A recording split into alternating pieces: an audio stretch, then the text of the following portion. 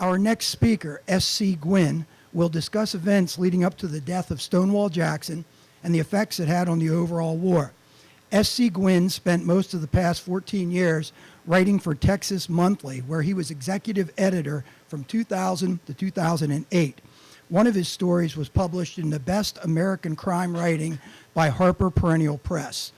Prior to joining Texas Monthly, S.C. worked for Time magazine for 12 years. He wrote some 200 stories for Time, including 6 cover stories.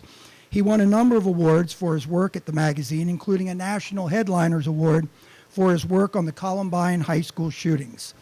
He also won the Gerald Loeb Award, the country's most prestigious award for business writing, the Jack Anderson Award as Best Investigative Reporter, and the John Hancock Award for Distinguished Financial Writing. And his book, Empire of the Summer Moon, was a Pulitzer Prize finalist in 2010.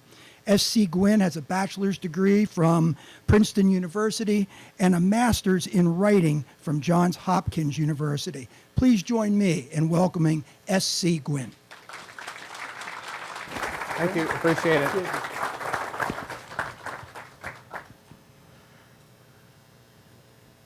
See if I can make this technology work.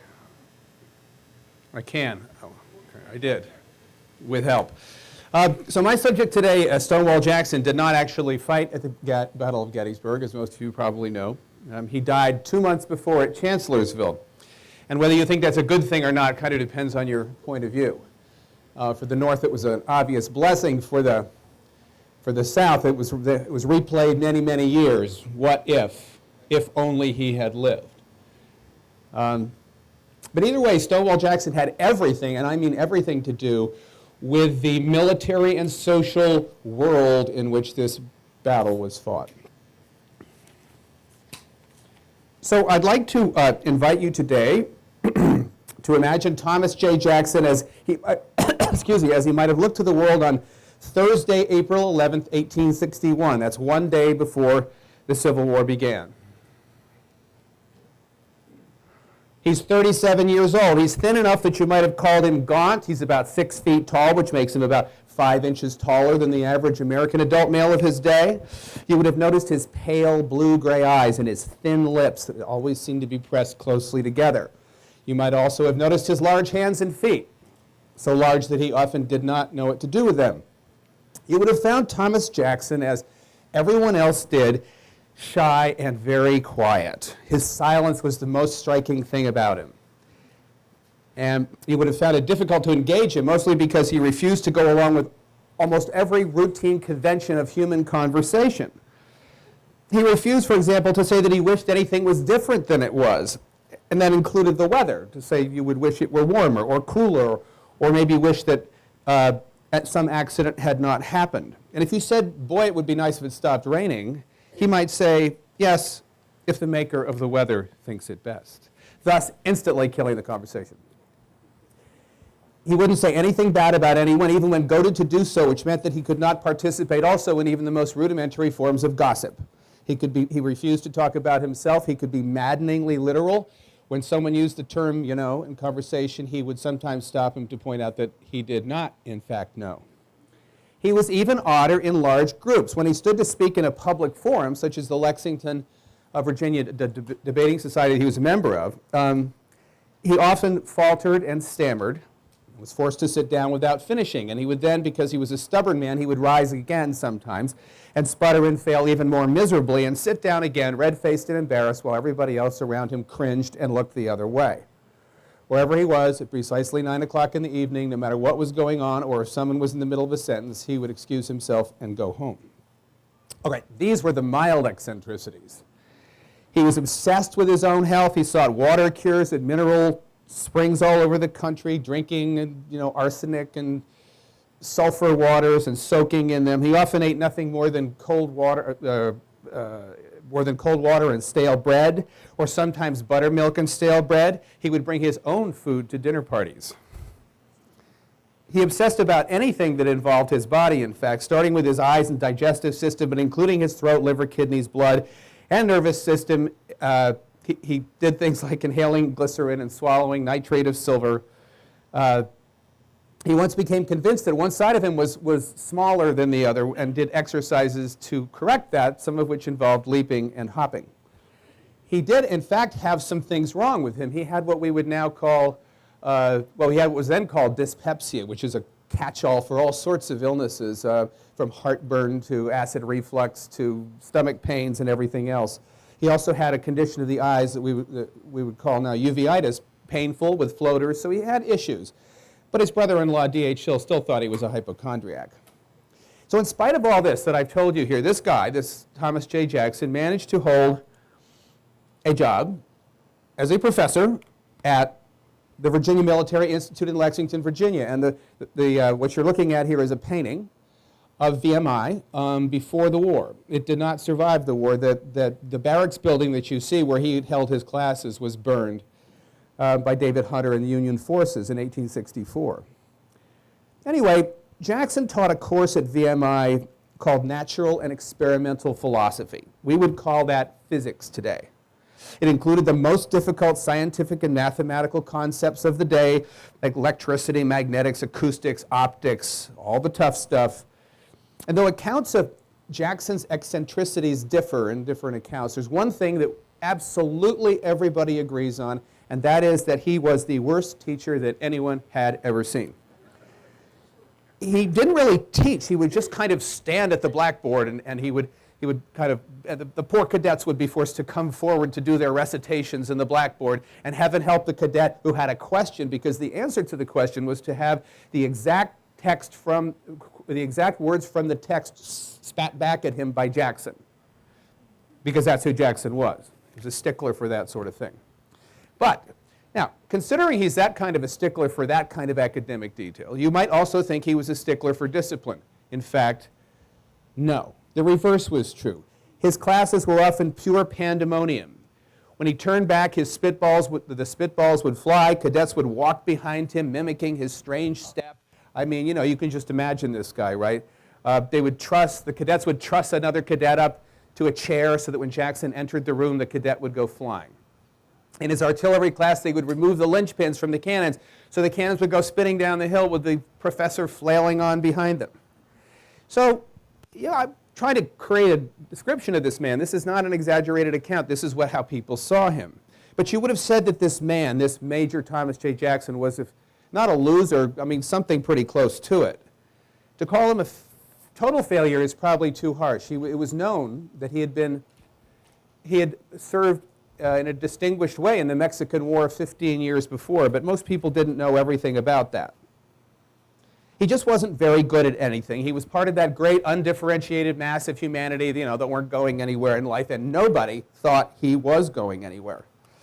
Lexington somehow managed to adapt itself to him. He actually kind of made his own way. He was one of those guys that he was a curiosity, a sort of minor civic institution. He taught a Sunday school for slaves. So what you would not have known if you were walking the streets of Lexington, Virginia, in April of 1861, was that this is a photograph, the only pre-war photograph I could find of Lexington. Jackson's house is one block that way, and his church is a block the other way. So what you would not have known if you were walking through the streets of this town is that almost all of the preceding descriptions of Jackson I just gave you are wrong. Or put it this way, they're not wrong, they're almost ridiculously incomplete. They do not begin to describe him. They would not have begun to capture who he really was. Because while Lexington knew that caricature Jackson, that the health crank, the unbending professor, the social bore with the high Christian principles, the women in his life, his two wives and his sister-in-law, saw something entirely different. I should just show you these pictures just for curiosity's sake. This is his first wife, Ellie, who died giving birth to a stillborn son. This is her sister, Maggie, with whom Jackson was in love, but was because of the rules of the Presbyterian Church, forbade him to marry his sister-in-law, so he couldn't. Where'd Anna go here? Anna. And this is his second wife, Anna, shown in a post-war photograph, actually, with the daughter Julia. So these women saw what everybody else in Lexington did not. So concealed behind that carefully constructed social front was this other personality.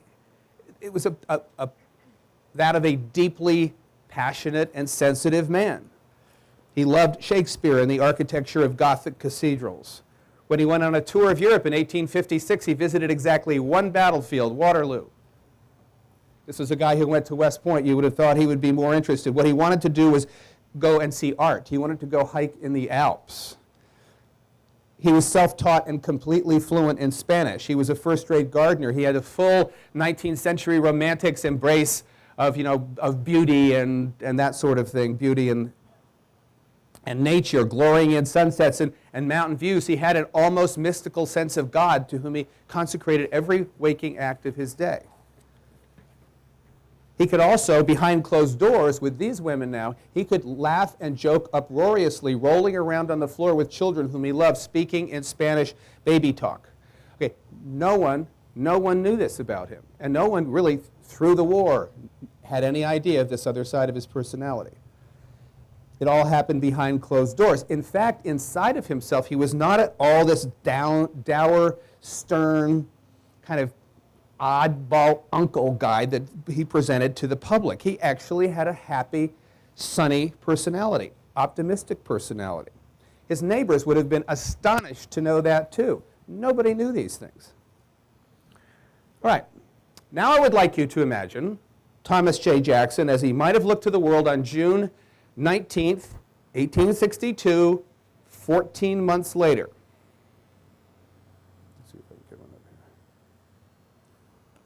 In the previous 80 days, actually this is a sort of a talk about turning point in the war. It's Jackson pulling in to the train station at Charlottesville. In the previous 80 days in the spring of 1862, Jackson, now known to the country by his nickname of Stonewall, had turned the Civil War upside down. During a time when rebel armies were going down to defeat in Mississippi, Tennessee, Louisiana, and the Carolinas, Jackson had taken a small force of usually in the range of 12 to 15,000 men, sometimes less, and deployed it with such dazzling skill in Virginia's Shenandoah Valley that he had soundly beaten 3 Union armies with more than 50,000 men. I'll give you the requisite slide of the Shenandoah Valley, an absolutely breathtakingly beautiful place in which to fight. His troops at one point covered an astounding 650 miles in 48 days, fighting 5 major battles and any number of skirmishes. He marched them at a pace unknown to soldiers of the day. His army seemed to appear out of nowhere, striking out of mountain passes and concealed valleys. He used trains in a way that had never been used in tactical warfare. By the end of his campaign in the Shenandoah Valley, he had driven 4 Union armies from the greater part of that valley, had inflicted 5,000 casualties, captured 3,500 Union prisoners, 9,000 small arms, an enormous quantity of supplies. He had then evaded a pincer movement designed personally by Abraham Lincoln to destroy him. And at the moment when he had beaten the closing pincers, he had actually, imagine him going south through the Shenandoah Valley. He had beaten, the pincers closed, but he beat them. At that very moment when everybody on his staff and everybody in Washington and everybody everywhere thought he had to flee with his little army, what he did was he spun around and essentially destroyed both jaws of the pincer in succession. But Jackson had done more than just drive all these Union armies out of the valley. He had knocked the entire 150,000-man Union offensive against Richmond off balance. At one point, people didn't know who this crazy Confederate general was because there was a panic in Washington. People thought Jackson might come to Washington. This was a man who a few months before was unknown. He had done this all in the Shenandoah Valley. So all this made him famous in a war where techniques of marching and fighting were literally being reinvented by the hour. Jackson's intelligence, speed, and aggression were the wonders of North and South alike. He was the talk of salons in London and Paris, where people were already comparing his Valley campaign to Napoleon's Italian campaign. And just at that moment, he was the most famous military man in the Western world. You have to think about that for a minute. People have forgotten this. In case you were wondering about, let's say, other generals who might be famous.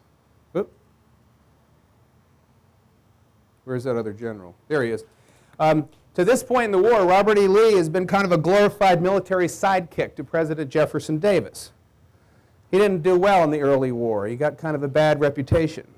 And as of this moment, when Jackson victorious in the Valley, the spring of 1862, Lee is someone who has yet to make his mark. That will, of course, change, and it is Lee's extraordinary partnership with Jackson that will change the war in the East in 1862 more than any other single factor. But for now, Lee is just a general with another general with a sketchy Civil War record. To the South itself, Jackson had won his battles just when hopes were at their lowest. What the Confederacy had desperately needed in a war it was obviously losing was a myth of invincibility, proof that their notions of the moral, noble, and courageous Southern character were not just romantic dreams, proof that with inferior resources it could still win the war. There was this, of course, the Confederates had a saying that any decent Confederate could whoop 3 Yankees, of course. And the interesting mathematics of Jackson's Valley campaign, those were the mathematics of Jackson's Valley campaign. So Jackson had given the kind of hope to the South because things were not going well. Things were going rather poorly at that point. Of course, here, by the time we get to Gettysburg, things are going incredibly well for the South because of Jackson. But at this moment, going terribly across the board, disaster. So the train that Jackson was riding on June 19th, 1862, coming into Charlottesville, he was headed to Richmond, where at this point, 120,000 Union soldiers faced 65,000 Confederates, one of the biggest mismatches of the war. It was thought on both sides that Richmond would be lost. The Confederate government was so convinced of this, it had all of its gold loaded on a train, sitting at the station with a full load of steam at all moments. All of the wives and children of the Confederate, Davis's administration, the government there, had been sent out of town. Well, not all, but many had. So what the people in the South thought at that moment was that when Jackson, the man, that great hero of the Shenandoah Valley, was coming to save them, right? Because they had this terrible situation in Richmond. They were going to lose Richmond. It was over. And here they had this idea that Jackson was going to save them. And those were absurd expectations to load onto this one disheveled general and 2 divisions of exhausted men. And yet it is a matter of record that Jackson did exactly that. 2 months after his arrival at Richmond in the summer of 1862, mainly on the strength of Lee's daring and Jackson's astounding maneuvers, the capital being threatened was no longer Richmond, but Washington, D.C., a city into which a defeated Union army beat a fearful retreat, the greatest military disaster of the war to date, Second Manassas, Second Bull Run. So as I was working on the book, people asked me, like, well, what got you interested in writing about Stonewall Jackson? And I think what I've just described for you was this absolutely astounding transformation of a man. All of his friends saw it. I mean, nobody could believe it. Wait, you mean that guy? It was like, literally, that guy did that? That's who it is? People were dumbfounded. And of course, the war transformed many people. One of the great things that I love about the Civil War is how deeply and how quickly it transformed people. And so many of those transformations were negative, right? Those generals who, whatever they may have been in life, wealthy businessmen, speakers of the House, senators, congressmen, whatever they were, immediately shown to be cowards and incompetents once they were given command, right? The political generals showed this. This was classic Civil War. And of course, on the other side, you had Grant, the greatest transformation of them all. A man who, the famous picture of him leaning on that broom in front of his father's tannery in Galena, Illinois, months before the war started, a failure at absolutely everything he'd ever done, a washout from the army from drinking. Sherman, washed out of pretty much everything he tried to. All of his business adventures in the West didn't work. Teaching at a small military school in Louisiana, which now has a football team. It's called LSU, or so I hear. I don't know. Does LSU have a football team? Anyway, but here's the thing with Jackson, and this has been there's this effect that I'm going to be trying to describe to you. Is that because Jackson died mid-war, there was a lot of kind of the ocean sort of washed away a lot of these footprints here. But Jackson's transformation was every bit as deep and transfiguring as that of those two Union generals I told you about, Grant and Sherman, but it happened much faster. His ascent was much steeper. It was much more dramatic, and it had a much more profound effect on the first 2 years of the Civil War. Jackson, actually, this guy, again, remember my description, opening description of the eccentric professor, was really one of the war's first rock stars. I know that's sort of a cliche to call somebody a rock star, but I can't think of another way to describe him. He was mobbed in the streets everywhere he went. Women, particularly groups of women, would pursue him looking for buttons or locks of hair. Men wanted to touch him and shake his hands. And there, at one point, he came up to a Union prisoner of war who was plucking hairs out of the tail of his horse, Little Sorrel. And Jackson came up to him and said, "What are you doing?" And the guy said, sir, hi, General, said, I can get $5 apiece for these hairs in New York City. It was that kind of fame. And in fact, there was Jeb Stuart's chief of staff told an interesting story where he had been, this is von Bork, he had been mistaken for Jackson in the streets of Fredericksburg and pursued by the mob, as you would. And he said his description was he had to flee into a hotel to get away from them, but he said, that was like jumping in a lake to get out of the rainstorm, because then they had him and they knew where he was. So one measure of fame is, I guess, whether people write songs about you while you're still alive. And there's probably some very accomplished people here, but you, probably have not had songs written about you while you're still alive. But there was one that became, again, in keeping with this astonishing ascent to this rock star status so quickly. One of the most popular Confederate songs of the war was Stonewall Jackson's Way. It was sung at camp, and it was a marching song too, as you'll see. It's you got the sound cranked here. Okay, let's give it a whirl.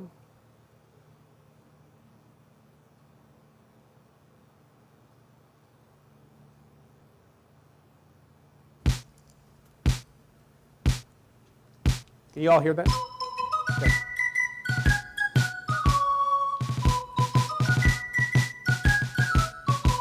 Come stack arms, men, pile on the rails, stir up the campfire bright.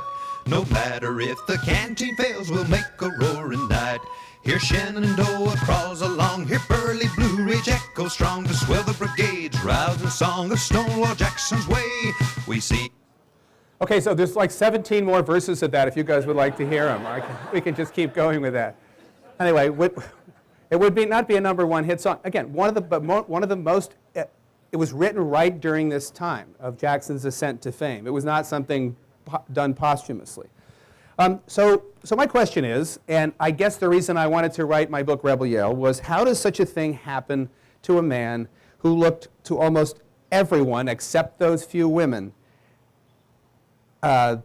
like, well, not only a very ordinary man, but sort of a loser. So what I want to do is start by explaining that by showing you something of the Battle of Manassas, the Battle of First Manassas, First Bull Run. And here we can see the early mechanisms of Jackson's fame at work. This is the summer of 1861. It's the first year of the war. There have been a few clashes between North and South so far, but nothing big. And everybody knew that the first great battle of the war was going to be fought in Northern Virginia, and everybody on both sides knew it was going to be definitive. Both sides were completely convinced they were going to win. The cowards were going to be sorted quickly from the heroes, and there would be glory in the sorting out. Very naive view of the first battle of the war. So on July 21, 1861, a Union army under General Irvin McDowell and a Confederate army under Generals Beauregard and Johnston, Pierre Beauregard and Joseph Johnston, faced each other across the slow-moving stream known as Bull Run. This was a few miles north of the strategically critical rail junction. And now I'm going to, I'm not connected to anything here, so I'm going to use a little pointer here. Okay, so what I'm going to show you, what you're going to see here on my primitively animated battle map. Whoops. Does that work? Oh, then I'll have to do it the analog way. Okay, so what you're going to see is, so blue rectangles are Union troops, right? This is Bull Run, the old creek. Washington is here. This is Manassas Junction is down here, which is why the battle is being fought there in the first place. And what you're going to see here is an absolutely incredible, militarily, flank march around the Confederate left by the Union, and essentially that's what's going to be narrated, and then Jackson role in that.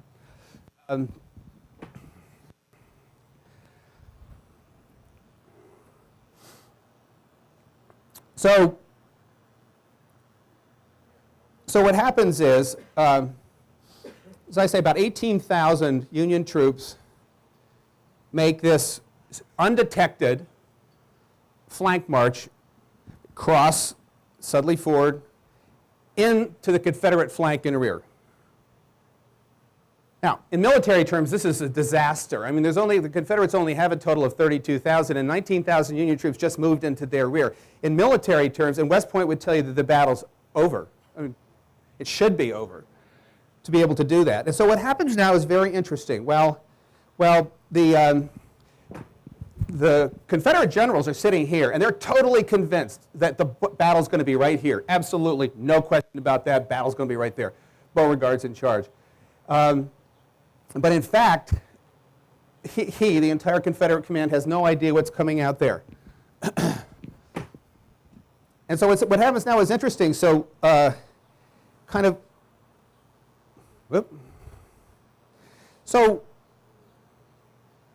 however, out on the Confederate left, a couple little brigades and pieces of brigades see what's going on, and they move without orders now, Now, this is many miles here you're looking at. This isn't like a football field. This is a very large stretch of terrain.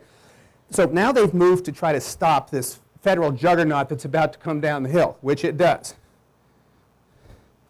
And there's incredibly sharp fighting, but there's only about 4,000 Confederates and 19,000 Union troops, and the Confederates just get hacked to pieces. It is the first serious fighting of the war, and men fought and stood fire. Nobody could believe it. How it was a harbinger. It was a foreshadowing of what this war was going to be about. Why there are things like Gettysburg, how men could do that to each other, these Americans. Anyway, but there's no way they can win. So the Confederates must retreat. So they retreat up Henry Hill. And now the third, that other little red rectangle, this represents Jackson. Jackson now detects this movement too. He now hears all the firing going on. He too peels off of the far left of the Confederate line to go try to do something about it. The interesting point now, though, is that Jackson is standing up there on the hill. He's got his 5 Virginia regiments, 1 brigade, 2,600 men. He's standing there, and all of these just cut to pieces. Confederates are streaming by him, and Jackson's up there on the hill. They're looking around, and these guys are going to him. They're saying there's no way that they can stand against what's coming down the hill at them. There's an interesting moment, and I will introduce a character named General Barnard Bee, because he becomes very interesting in why Stonewall Jackson becomes famous. Bee, who Jackson knew at West Point, is one of these guys retreating up Henry Hill. Bee comes to Jackson and he goes, they're driving us. We can't do anything about this. Jackson's response, which is so Jackson, he said, "Sir, we will give them the bayonet." The notion was quaintly old-fashioned and Napoleonic, as those of you who read about the Civil War probably know. Hardly anyone died in the Civil War of bayonet wounds. But Jackson's point was clear. This is an intensely personal way to kill someone. He was going to stand his ground. So amazingly now, Jackson, standing alone up there with his 2,600 men facing the 19,000, his first reaction was not whether he should retreat, how soon he could be reinforced, or how with this few men he was going to stop that thing coming at him that had just, by the way, swept 4,000 Confederate troops from the field. His reaction was immediate and instinctive: fight now, hold the line. And what he did now was deeply, deeply unorthodox and actually in military terms astonishing. So what he did, Jackson is now up here on the top of Henry Hill. The textbook West Point deal is to occupy the high, think of this as a hill here, and this is a gully, and there's a hill over here, would be to occupy the front of that hill, right? So you're looking down at the people coming up at you, the high ground, yeah? Actually, Jackson doesn't do that. Jackson moves to the back of Henry Hill, and actually where there's a line of pine trees back here. So he cedes the full 300 yards at the top of Henry Hill and sets himself up on the back. And what he then does, Meanwhile, there's this incredible rain of artillery coming at him. He does the first astounding thing of the war. He's sitting on his horse, riding back and forth along a quarter-mile line. He's setting up his battle line, getting ready for those 19,000 men, his little 2,600 men. And he's riding his horse, and the stuff is, there's so much stuff in the air. It's all artillery. It's shell, or it's case, or it's probably not a whole lot of solid stuff, but the nasty stuff that explodes and comes at you. The men were so terrified, they were all what they call flat as flounders on the ground. They were just down. Jackson riding his horse calmly through the storm, setting his lines and his artillery. So around this time, the Confederate High Command finally figures out that that the battle is not going to be where they think it is. The battle is going to be where Jackson is. They also realized very quickly that Jackson's instinct was right, that he had built his battle line. So that now Beauregard and Johnson essentially build the battle around Jackson, who's at the center of it. And this is the actual dramatic movement of the triangles, rectangles. So the result, so I'm not going to go into any more detail here, but the result, as you probably know, was a stunning Confederate victory. The Union troops were not only routed, they were transformed into a wild, unruly mob that fled in panic clear back to Washington, tramping over congressmen and their wives who had come out with picnic baskets to watch the wonderful Union victory.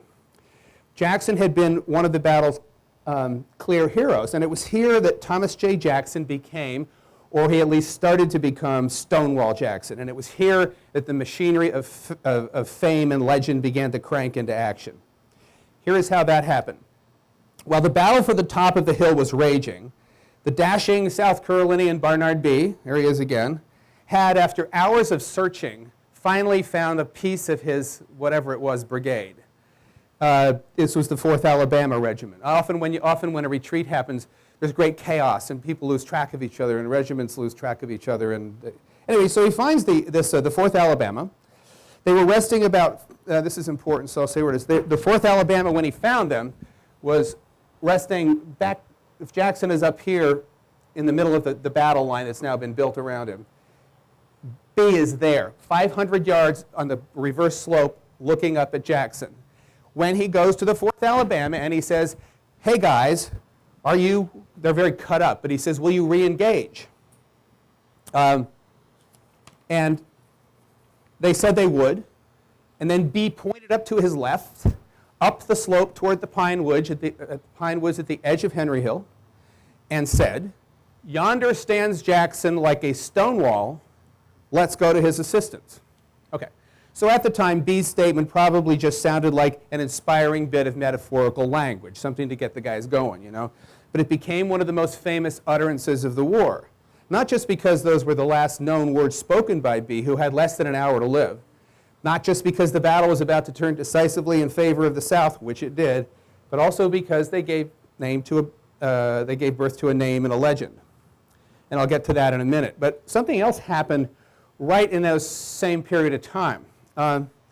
Jackson had ordered his men when he finally got the line set, and the Yankees are coming up the hill at him, right? He got them set, and he said, wait till the enemy comes within 50 yards, and then fire and give them the bayonet. He always wanted them to give them the bayonet. He said, and when you charge, yell like the Furies. Now, who knew what a bunch of country hicks from the Shenandoah Valley thought a Fury was? I mean, maybe they did. I don't know. They're Greek vengeance deities. Maybe they knew that. But whatever they knew, they got the message that they were supposed to yell. And so these 5 Virginia regiments yelled. And what came out is very interesting. What came out was, well, it's the reason I called my book Rebel Yell, was the Rebel Yell. And so what I'd like to do is, see if we can make this work here. Yes. So the Rebel Yell is an interesting thing. It's the most famous battle cry of the war. But historians always had trouble with the damn thing because there were these, sound clips that the old Confederate codgers would get together in the 20th century and they'd get around, I mean really old guys, and they would do the rebel yell. Oh, let's do the rebel yell. Woo! And they do the rebel yell. And it was fine. You can Google it. You can see them doing it. This is in the 20s or something, whenever it was. Anyway, maybe the 30s. But the problem is that, okay, it's fine. They just kind of sounded like movie Indians, you know. That's what they sounded like. The problem is that from a historian's point of view, every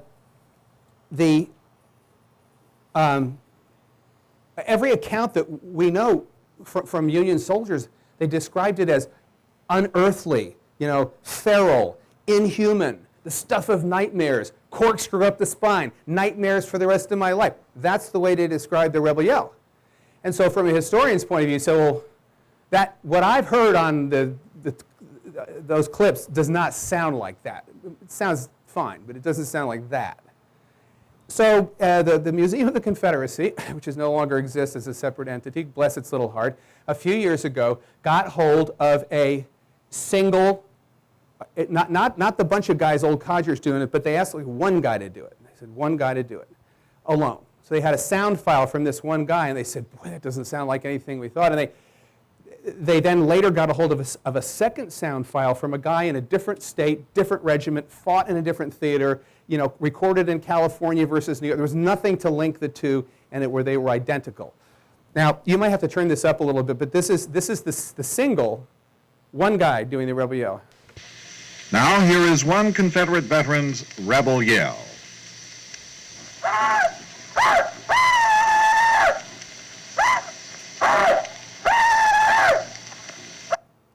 Okay, surprise. Well, that's not what I would have thought it would have sounded like. I mean, someone has described it somewhere between the bark of a fox and a banshee yip. I think that was how Shelby Foote described it. But so then the Museum of the Confederacy had this idea. They said, okay, we got these things that we think this is real. So they went to a sound lab and they layered it in. They layered it in at company level, regiment level, brigade level, just to see what it would be like. So this is 70. This is only 70.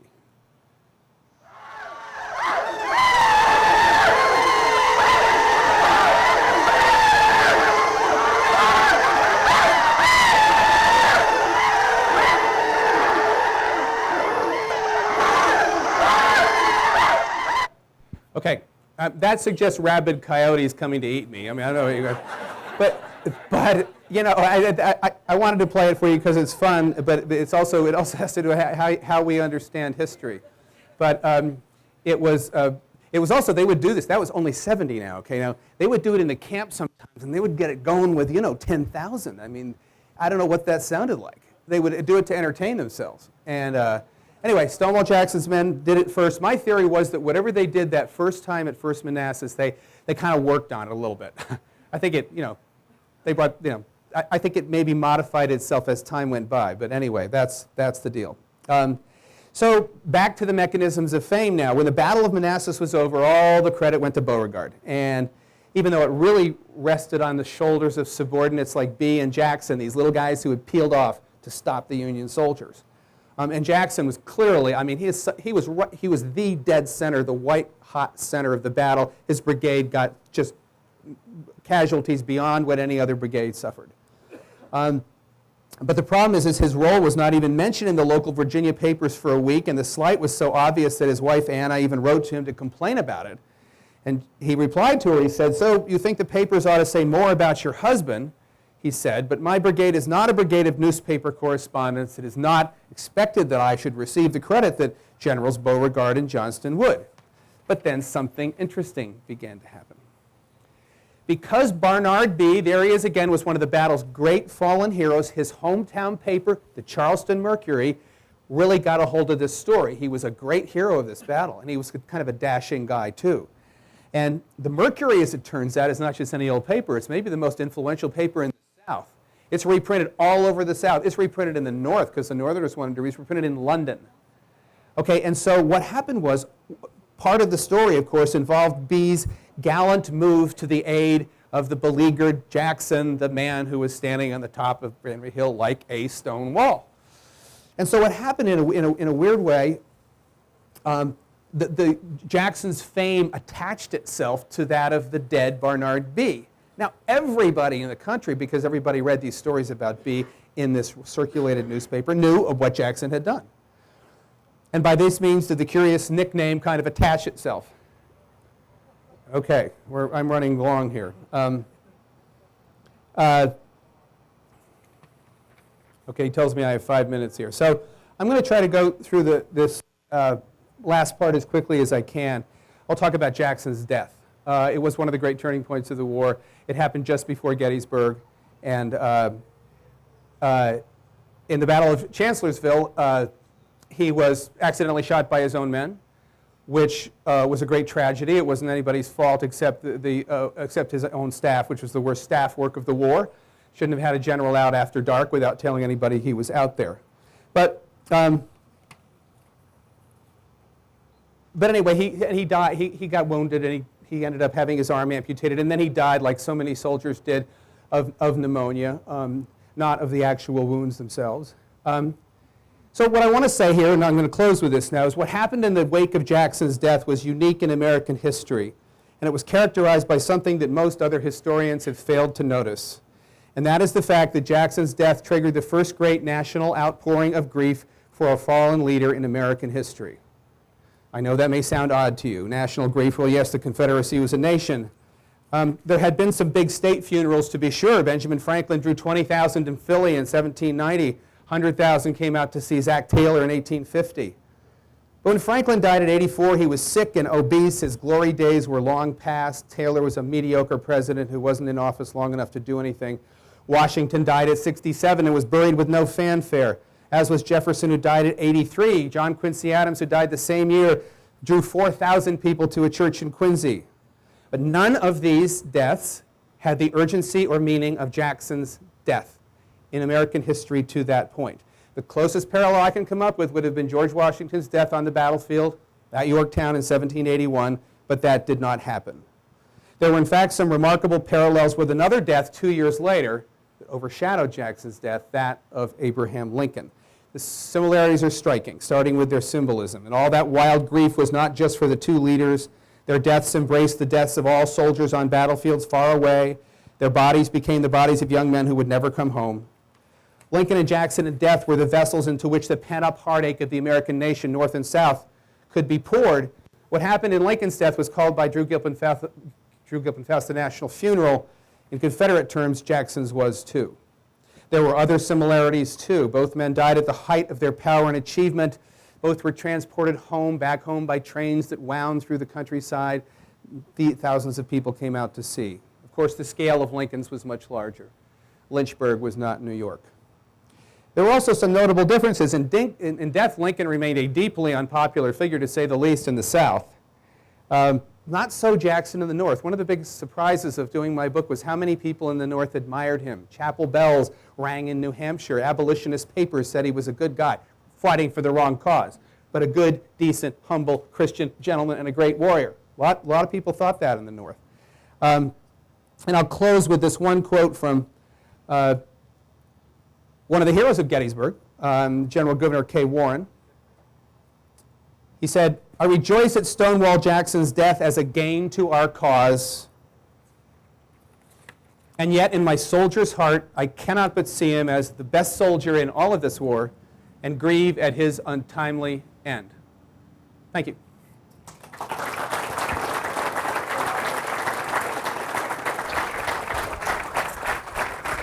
So, we have time for a few questions, I guess. Yes, sir, on that end? Oh, we have microphone. Okay, good. I keep thinking this is a live microphone. It's not. One question I have is, during the Battle of First Manassas, General B looked at Stonewall Jackson, says, there stands Jackson like a stone wall. I read some articles that said that that was more of Criticism. Yeah, like an argument that it was actually a negative quote rather than a positive quote. That is something that you will hear somewhere. All of my research suggests that that is absolutely not true. There's absolutely nothing at all that would be true about that. That would be a statement of admiration for somebody who was doing an absolutely extraordinary thing at that moment in time, and B knew it. Yes, sir.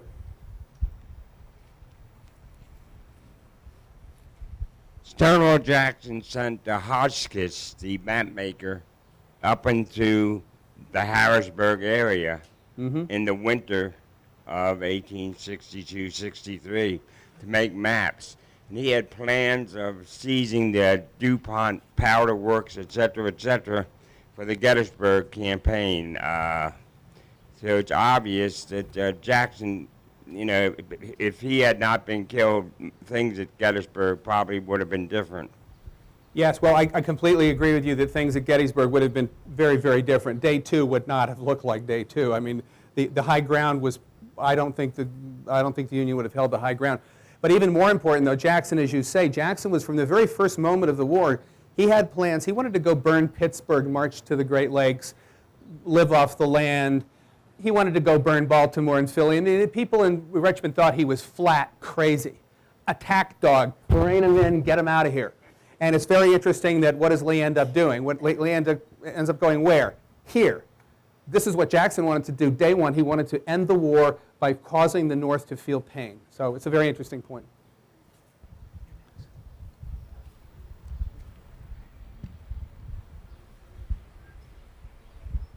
How do you explain Jackson's behavior in the 7 Days campaign, where he was constantly tardy, late, in some cases actually sleeping when he thought that he was actually should be executing Lee's orders? Yeah, the 7 Days was referring to the 7 Days campaign. This was this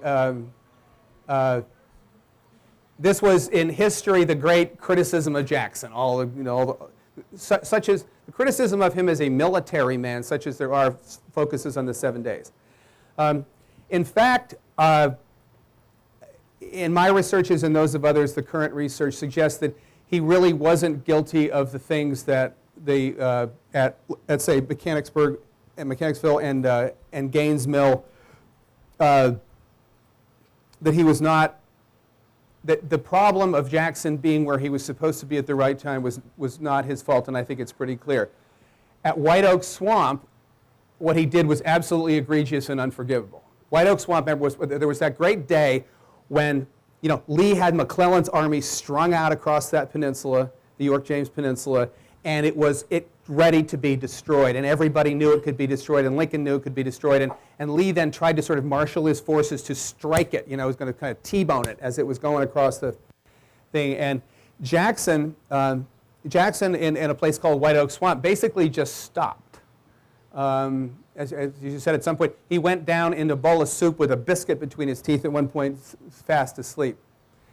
My interpretation of this, which I give in the book, is that he hadn't slept in a long time. In fact, he had been not sleeping for many, many months, and he had a very serious cold, probably the flu. He should have recused himself from command. He should not have been in that position. I mean, this guy is the most aggressive American commander who has ever lived, if you ask me. There are a couple other pretty aggressive ones like Patton and so forth, but I don't think there's a more aggressive one than Jackson. And tigers don't really change their stripes. Something happened to him physically, and he, as I say, he should have recused himself. But for Jackson to stop at that bridge at White Oak Swamp, I mean, he was one of the reasons, not the only reason, that hammer blow that Lee thought he could end the war didn't happen. It was one of his greatest disappointments. But anyway, I come out on the side of Jackson, except at White Oak Swamp, which was an absolutely unforgivable error. Anybody else? You make the point that no one knew the private Jackson except Yeah. for the women in his life. Eleanor Junkin, of course, was dead. Marianna Morrison survived, but she might have had, of course, personal reasons for having him remembered that way. So I wondered what other sources you had besides his wife that he was that kind of person. There was really, it was his wife and Ellie's sister Maggie are the two sources. And one of the reasons I think Anna wanted to write her book, which is a really surprisingly good book, and she had help. This is Anna Jackson, his second wife. Surprisingly good book. She had help. But I think one of the reasons she wanted to write it was to set that record straight, because no one had ever seen him behind a closed door. But Maggie's memoirs track them exactly. Which was the girlfriend he couldn't marry because of the Presbyterian. But anyway, there aren't, because it was so deeply cloaked. There were no other sources really. That was pretty much it. All right, one more. Good. Okay, I guess that's it. Thank you all for coming. I appreciate it.